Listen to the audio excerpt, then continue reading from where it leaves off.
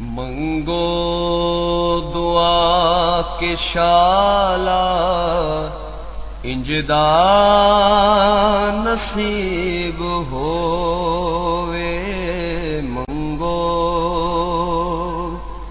दुआ के शाला इंजदा नसीब होवे। जद आवे मौत मैनू, जद आवे मौत मैनू, सोना करीब होवे। बिस्मिल्लाहिर्रहमानिर्रहीम। अस्सलाम वालेकुम दोस्तों, बुजुर्ग नाज़रीन, तुहाडे सामने अगली वीडियो का हाज़िर हां। दोस्तों ਜਿਹੜੀ ਇਹ ਤੁਸੀਂ ਵੀਡੀਓ ਦੇਖ ਰਹੇ ਹੋ ਤੁਹਾਡੇ ਸਾਹਮਣੇ ਜਿਹੜੀ ਪੇਸ਼ ਕਰ ਲੱਗਿਆ, ਹਾਲਾਂਕਿ ਇਹ ਵੀਡੀਓ ਜਿਹੜੀ ਸਾਡੀ ਉਹ ਪਹਿਲੇ ਅਪਲੋਡ ਹੋ ਚੁੱਕੀ ਹੈ। ਡੰਡਾ ਪੱਟੀ ਜ਼ਾਫਰਾਨੀ, ਡੰਡਾ ਪੱਟੀ ਜ਼ਾਫਰਾਨੀ ਦੇ ਨਾਂ ਤੇ ਇਹ ਅਪਲੋਡ ਹੋ ਚੁੱਕੀ ਹੈ। ਔਰ ਇਹਨੂੰ ਤੁਸੀਂ ਮਤਲਬ ਕਿ ਅਗਰ ਮੁਕੰਮਲ ਵੀਡੀਓ ਤੁਸੀਂ ਦੇਖਣੀ ਹੋਵੇ ਜਿੰਦੇ ਵਿੱਚ ਅਸੀਂ ਸਾਰਾ ਬਣਾਉਣ ਦਾ ਤਰੀਕਾਕਾਰ ਦਿਖਾਇਆ ਹੈ, ਉਹ ਤੁਸੀਂ ਡੰਡਾ ਪੱਟੀ ਜ਼ਾਫਰਾਨੀ ਉਹ ਵੀਡੀਓ ਦੇਖ ਸਕਦੇ ਹੋ। और यह जी तुहाडे सामने पेश कर लगे यह तुहानूं मुकम्मल जिहड़ा ना इहदा लगान का तरीका, इहदा इस्तेमाल का तरीका वो तुहाडी खिदमत दे विच पेश कर लगे, क्योंकि उहदे विच जिहड़ा लगान का तरीका थोड़ा जिहा वो डिस्कस हो गया सी, जिंदी वजह तो थोड़ी जी उहदे च ना थोड़ी जी कोताही हुई सी। तो वो मैं सोचा कि मैं तुहानूं अगली वीडियो दे विच जिहड़ा ना वो मुकम्मल तौर पर जिहड़ा ना वो आगाह कर दियां कि इनका तरीकाकार इस्तेमाल का जोड़ा वो इस तरीके दे नाल है। सब तो पहले मैं दिखाना कि तुहानूं जिहड़ी असीं पट्टी तैयार की है डंडा पट्टी ज़ाफरानी।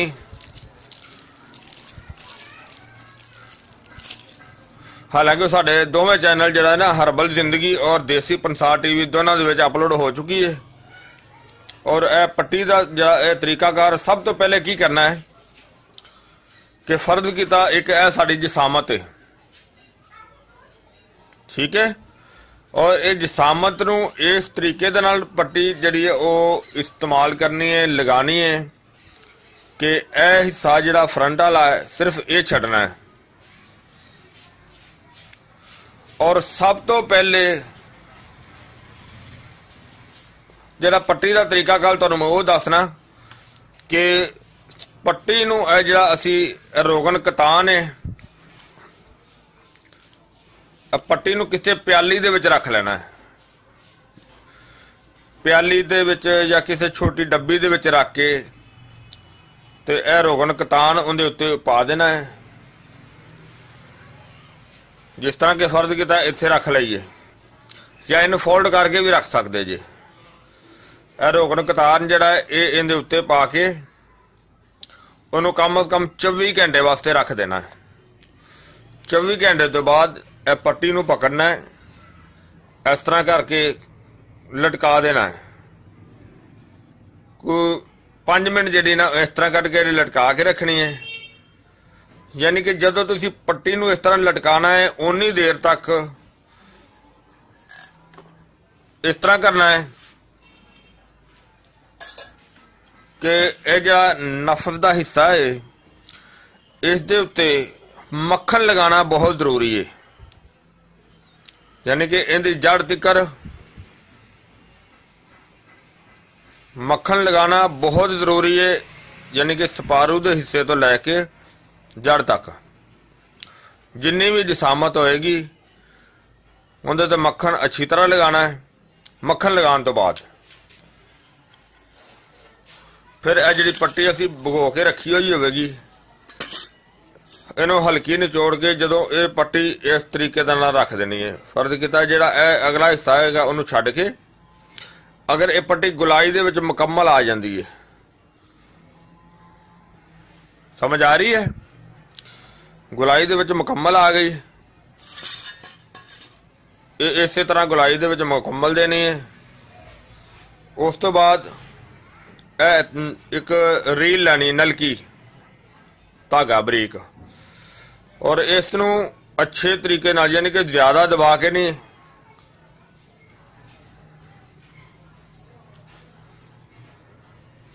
इस इन्ना को उत्ते दे देना है कि जरा ये उतरे नहीं, बल्कि उतरेगी नहीं, क्योंकि अगे एक स्पारू का हिस्सा है तो पिछे ने किधर उतरना है, नहीं उतरेगी। और इनू अच्छी तरीके नाल इस तरह लपेट देना है और कम जरा ना ये तुसी 3 तो 4 घंटे उत्ते लगी रहन देनी है। 3 तो 4 घंटे तो बाद जदों इनू उतारना है, उतारन तो बाद दोबारा पट्टी नू मतलब है कि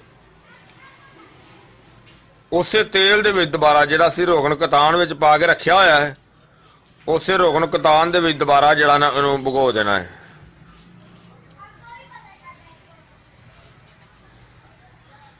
यानी कि जिवें होवेगी इस तरह ही इहनूं फोल्ड करके या सीधी, अगर डब्बी एडी को मिल जाती है तुहानूं तो वह भी ठीक है। इहनूं दोबारा उस रोगन दे विच ही रख देना है, यानी कि ये 24 घंटे वास्ते फिर उहदे विच पई रहेगी। लेकिन जदों पट्टी उतारनी है, दोबारा मक्खन दोबारा जिहड़ा ना वो फिर लगाना है अच्छे तरीके नाल। लेकिन मक्खन लगाना नहीं भुलना, मक्खन का इस्तेमाल बहुत ज़रूरी है, मक्खन का इस्तेमाल बहुत ज़रूरी है। और फिर मक्खन जिहड़ा टिक्की वाला नहीं होना चाहिए, प्योर देसी मक्खन होना चाहिए, क्योंकि टिक्की वाले मक्खन दे विच नमकियात हुंदे ने ते इस दे वास्ते नमकियात नहीं होने चाहिए। ठीक है ना, समझ आ रही मेरी गल दी। दूसरे दिन दोबारा जदों 24 घंटे का टाइम हो जाएगा, दोबारा पट्टी लगाने का टाइम होएगा, तो पट्टी नूं दोबारा इस तरीके नाल जिवें पहले निचोड़िया उस तरीके नाल निचोड़ देना, दोबारा निचोड़ के दोबारा उस तरीके नाल फिर रख देनी है और उस तरीके दे नाल ही धागा जिहड़ा ना वो दोबारा जिहड़ा ना वो बन देना है। लेकिन मक्खन जिहड़ा ना वो हर दफा लगाना है। दूसरी दफा भी जदों पट्टी रखनी है, पहले मक्खन लगाना है। मक्खन लगा के ज़्यादा तो ज़्यादा 1 मिनट उस तो बाद पट्टी लगा देनी है। पट्टी लगाने तो बाद जदों पट्टी 3 तो 4 घंटे लगाई रखनी है, उस तो बाद जदों पट्टी उतारनी है तो दोबारा मक्खन का इस्तेमाल फिर करना है। मक्खन का इस्तेमाल नहीं भुलना, मक्खन हर दफ़ा इस्तेमाल करना है और देसी मक्खन इस्तेमाल करना है। और इस तरीके नाल ये पट्टी का इस्तेमाल जिहड़ा है वो असीं इन्नी को मेहनत नाल बनाई है ये पट्टी, ते इहदा इस्तेमाल जिहड़ा 5 बल्कि 6 तो 7 दिन तो ही मुसलसल इस पट्टी नूं इस्तेमाल कर सकते हो। और अगर 1 तो 2 पट्टियां का कोर्स भी कम करेगा, लेकिन ज़्यादा तो ज़्यादा 3 पट्टियां का इहदा कोर्स है और बहुत ही आला तो बड़ी ही अच्छी तो बड़ी ही जबरदस्त। इनकी इन्नी को तारीफ है कि जिन्नी भी तारीफ की जाए कम है। फिर इनका एक सब तो वड्डा बेनीफिट ये वे कि इहदे नाल छाले नहीं बनगे, ना ही छाला बनेगा, ना ही कोई जख्म बनेगा, ना ही कोई दाने निकलणगे। इहदे नाल ये चीज़ नहीं होएगी। तो फायदे इहदे जिहड़े ने वो इन्ने होणगे कि नफ्स दे टेढ़ेपन नूं भी ठीक करेगी, कमजोरी नूं भी बहुत ही बेहतर करेगी, सुस्ती नूं बिल्कुल ख़त्म करेगी। जरा दौराने मुबाशरत सुस्त हो जाता है उसनूं बहुत ही बेहतर जबरदस्त फायदा देगी। और इस दे नाल 100% है कि अगर 3 पट्टियां नूं मुकम्मल तौर पर इस्तेमाल किया जाए तो इनकी कम अज कम 1 इंच का इजाफा भी मुमकिन है। और इन्नी को कमाल दी ये पट्टी है। मैं इस वजह तो हुण ज़्यादा तफसील नाल सिर्फ इस वजह तो तुहाडी खिदमत दे विच वीडियो पेश की है कि ये तफसील इस वजह तो ज़्यादा उहदे विच नहीं की गई। जिहड़ी कि डंडा पट्टी ज़ाफरानी वीडियो जिहड़ी विच पहले रखी गई उहदे ते तफसील दे नाल नहीं समझाया गया। तो मैं यही सोचा कि इहदे जे तुहानूं अच्छी तरह तफसील नाल दोस्तां नूं समझाना ज़्यादा बेहतर है। और ये पट्टी जी है जो 6 तो 7 दिन इस्तेमाल करने तो बाद फिर तुसी मुसलसल दूसरी पट्टी लैके वो भी इस्तेमाल कर सकते जे। पर इस तरह ही फिर तीसरी पट्टी नूं भी इस्तेमाल किया जा सकता है, यानी कि 6-6 दिन का इस्तेमाल जरा ना वो हर एक का करना ज़्यादा जरूरी है। और इनके फायदे भी तुसीं जरा कह सुने ने कि बहुत ही आला किस्म के, तो बड़े ही ज़्यादा, और इनका फिर ज़्यादा तकलीफ दे भी नहीं है। नहीं तो ज़्यादा होर साड़ी भी एक जालम पट्टी हैगी है, लेकिन उहदे नाल ते तकलीफ भी हुंदी है, लेकिन इहदे नाल माशाअल्लाह कोई तकलीफ नहीं होएगी। फायदे कमाल दे ने, बहुत ही आला, बहुत ही ज़बरदस्त, यानी कि जिन्नी तारीफ की जाए थोड़ी है। और मैं ये भी उम्मीद करना ये मेरे दोस्तों भरावां नूं ये वीडियो अच्छी लगी हो जाएगी। ये सारी जी मैं तुहाडे सामने खिदमत पेश की है, मेरा तो ख्याल है कि तुहानूं बहुत अच्छी लगी हो जाएगी। इनू तुसीं ज़्यादा तो ज़्यादा शेयर करना है ताकि मजीद जिहड़ा कोई दोस्त परेशान है उनका भला हो सके, किसी का अगर घर उजड़दा होवे तो वो आबाद हो सके, ताकि जरा ना किसी नूं परेशानी का मसला ना रहे। तो इनू लाइक करियो, शेयर करियो, सबसक्राइब करना बिल्कुल नहीं भूलना।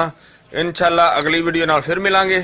इजाज़त, अल्लाह हाफिज़, अस्सलामु अलैकुम वरहमतुल्लाहि वबरकातुहू।